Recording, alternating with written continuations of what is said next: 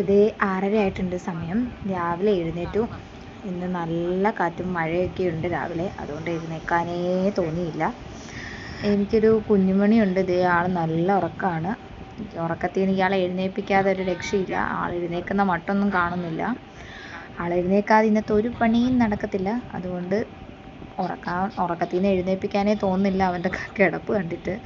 പക്ഷേ എഴുന്നേൽപ്പിക്കാതെ വേറെ നിവൃത്തിയില്ലാത്തത് കൊണ്ട് ഞാൻ കുത്തി പൊക്കി അവനെ.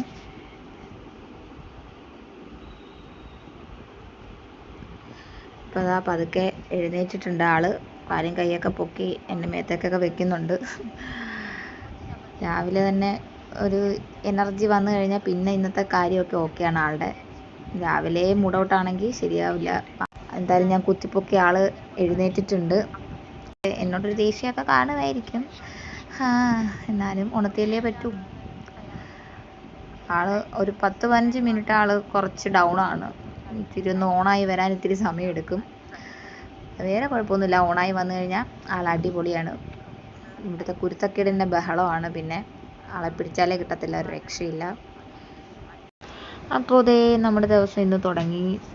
രാവിലെ തന്നെ വർക്ക് ഉള്ളതിനാണ്, ഞാൻ സലൂണിലാണ് വർക്ക് ചെയ്യുന്നത്. സലൂണിൽ വർക്കിന് പോകേണ്ടത് കൊണ്ട് രാവിലെ കുറച്ച് ഫാസ്റ്റായിട്ട് നിൽക്കണം.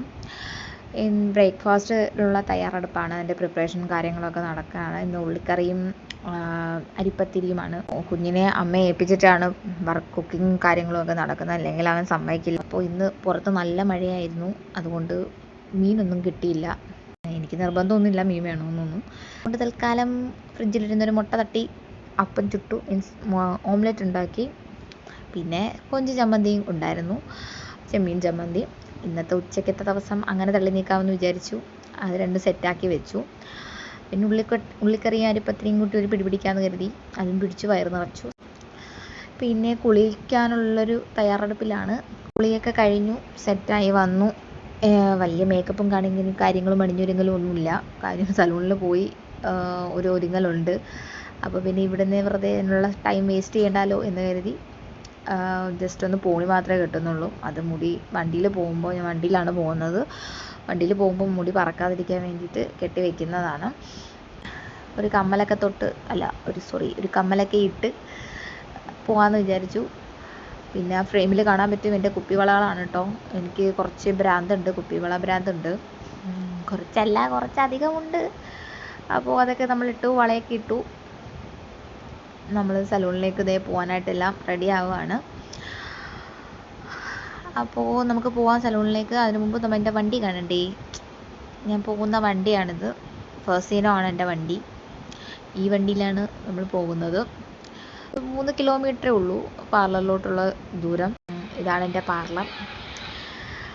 അപ്പോൾ അകത്ത് പോയി നമുക്കിത് യൂണിഫോമൊക്കെ ഇട്ട് സെറ്റായി.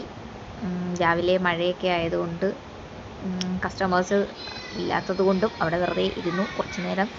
പിന്നെ കുറച്ച് സർവീസൊക്കെ ഉണ്ടായിരുന്നു. സർവീസ് കഴിഞ്ഞ് വീണ്ടും കുറച്ച് നേരം വെറുതെ ഇരുന്നു. പിന്നെ ഫ്രീ ടൈമുകളിൽ സിനിമ കണ്ടും ചാറ്റും കുത്തിക്കളിയും ലൂഡോ കളിയും ഒക്കെ ആയിട്ട് ഞങ്ങൾ പോവും. 6:30 കഴിഞ്ഞതേ വീട്ടിൽ വന്നു. വീട്ടിൽ വന്നു കഴിഞ്ഞാൽ പിന്നെ മോനുമായിട്ട് കളിയും ചിരിയും ബഹളവും ഒക്കെയാണ്.